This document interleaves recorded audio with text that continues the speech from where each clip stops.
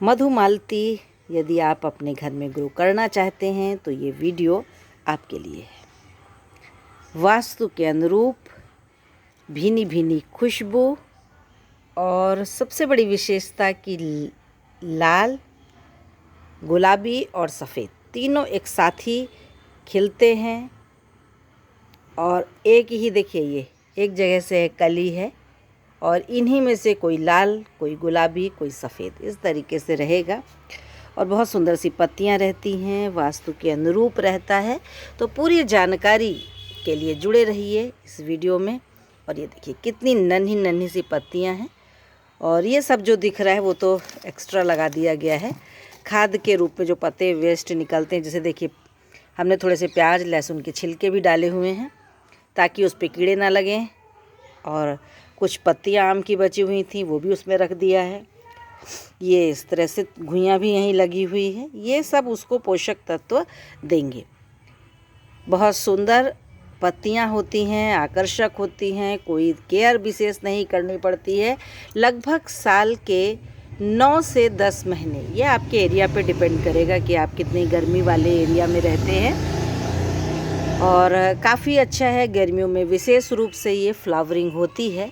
सिर्फ ठंड में नवंबर, दिसंबर और जनवरी, जब ज़्यादा ठंड पड़ती है और जिन इलाकों में ज़्यादा ठंड पड़ती है वहाँ थोड़ा सा कम फ्लावरिंग होती है, वरना ये पूरा जो है वो भरा हुआ रहता है। मैंने इसको नया लगभग 1 महीने पहले लगाया है और देखिए फ्लावरिंग शुरू हो गई। काफ़ी तेज़ी से ग्रोथ भी हुई है, बहुत तेज़ी से ग्रोथ हुई है।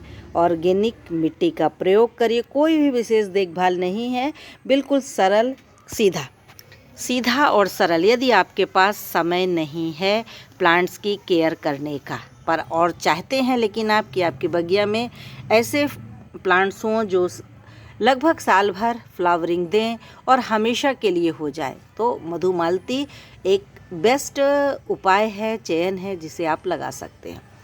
बिल्कुल आसानी से इसे आप नर्सरी में छोटे छोटे पौधे मिलते हैं और इसका एक और नाम है रंगून का पौधा भी इसको कहते हैं।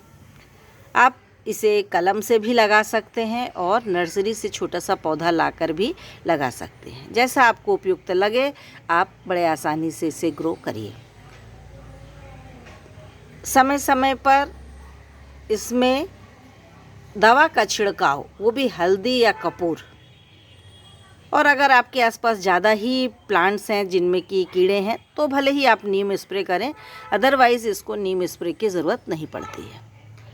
और मेरा तो ये देखिए, मैं नेचुरल ही उपाय करती हूँ। इसमें आपको मिल जाएगा पौष्टिकता के लिए केले के छिलके।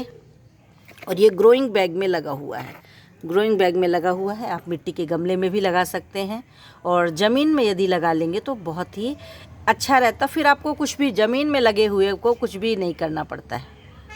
तो मैंने पौष्टिकता के लिए इसमें लगा दिया है ये अरबी की छोटी सी गांठ डाल दी।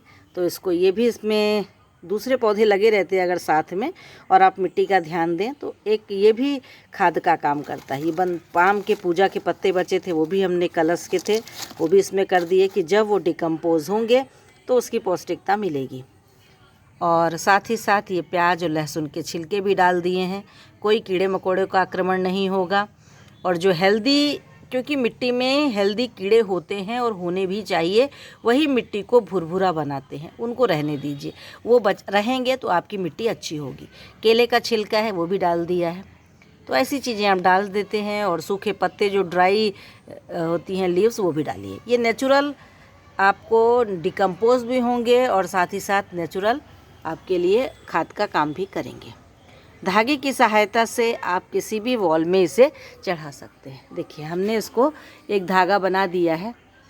जब लगाया तो बहुत छोटा सा था और बहुत तेज़ी से इसने ग्रोथ कर ली। धागा यदि आप लगा देंगे और जितनी जगह इसको आप ब्रांच बनाते जाएंगे धागे की, मैंने तो अभी सिर्फ एक ही लगाई है।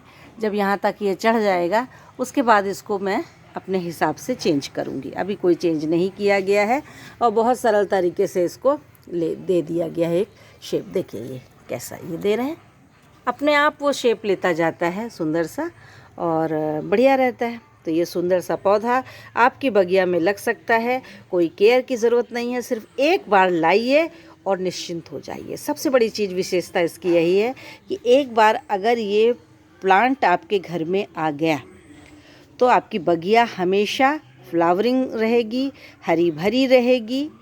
और सबसे बड़ी इसमें खूबी ये है कि इसमें पत्तियां भी प्रॉपर रहती हैं, बिल्कुल नहीं झड़ती हैं, और फ्लावर्स भी प्रॉपर रहते हैं।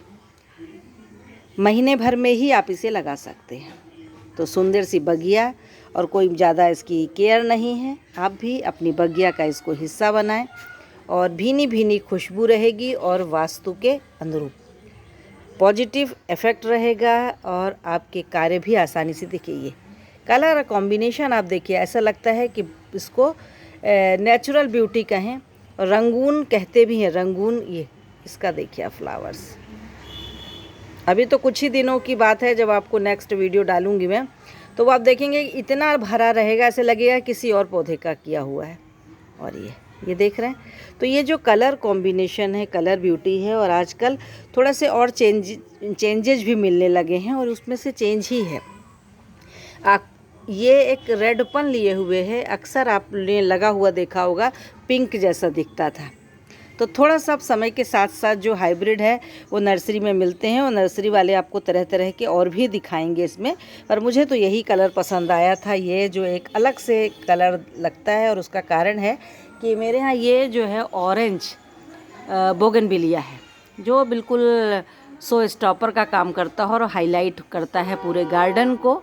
इसीलिए मैंने उसी से मिलता जुलता कॉम्बिनेशन तैयार किया है, ताकि बोगनविलिया का एक फ्रेंड डेवलप कर सकूं। एक डायरेक्शन में ऑरेंज कलर का बोगनविलिया रहेगा, और दूसरे डायरेक्शन में ये ऑरेंज कलर और वाइट कलर का, क्योंकि वहाँ पर हमने ऑरेंज और वाइट चमेली और बोगनविलिया का कॉम्बिनेशन दिया हुआ है।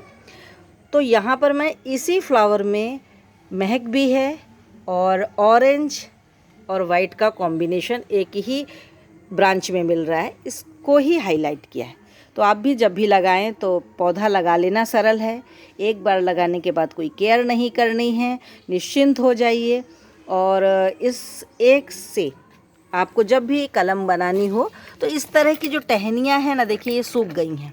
ये सूखी टहनियों में आप मत लीजिए। इन सूखी टहनियों को तो आपको समय समय पर अलग कर देना चाहिए, क्योंकि कोई अर्थ नहीं निकलता है।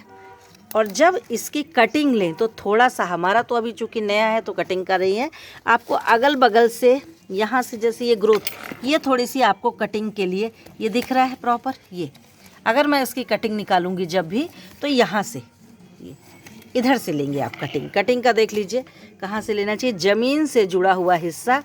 और ये हिस्सा काफ़ी मोटा दिख रहा है, नया सा दिख रहा है, यहाँ से मैं कटिंग इसकी लूँगी।